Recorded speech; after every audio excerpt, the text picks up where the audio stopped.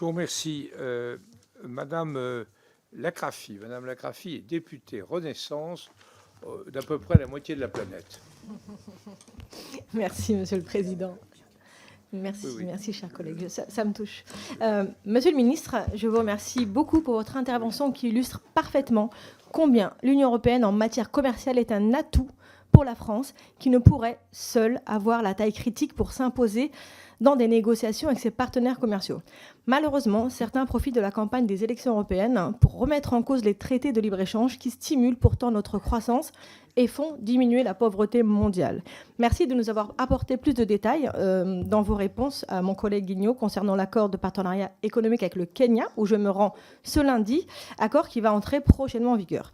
Concernant les relations en matière de commerce entre l'Union européenne et l'Afrique, et alors que je m'apprête à me rendre mardi à la Mining Week de Lubumbashi en RDC, pourriez-vous développer la stratégie de la France en matière, de l'Europe et de la France en matière d'approvisionnement des minerais et des terres rares? Je vous remercie. Merci beaucoup, Madame la députée. Vous êtes effectivement très mobilisée sur les questions économiques. Je vous remercie. En occasion souvent de se croiser, d'ailleurs, notamment quand il y a des délégations d'entreprise, vous souhaitez toujours les accompagner de la mesure de vos possibilités. Sur les métaux critiques, je pense avoir vraiment répondu à la fois sur la nécessité de développer des chaînes de valeur dans l'Union européenne ou dans le cadre de partenariats gagnant-gagnant avec un certain nombre de pays africains pour qu'il y ait une partie de la transformation de ces matériaux critiques qui se fasse dans les pays où il y a l'extraction de ces métaux.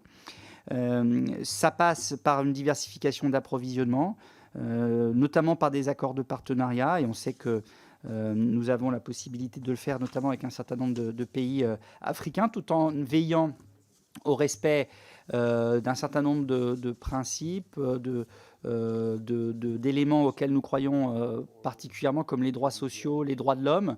Donc veiller à ce que les chaînes d'approvisionnement soient conformes avec nos convictions et nos principes. Et nous avons des dialogues nourris avec les pays africains avec lesquels nous bâtissons ces partenariats.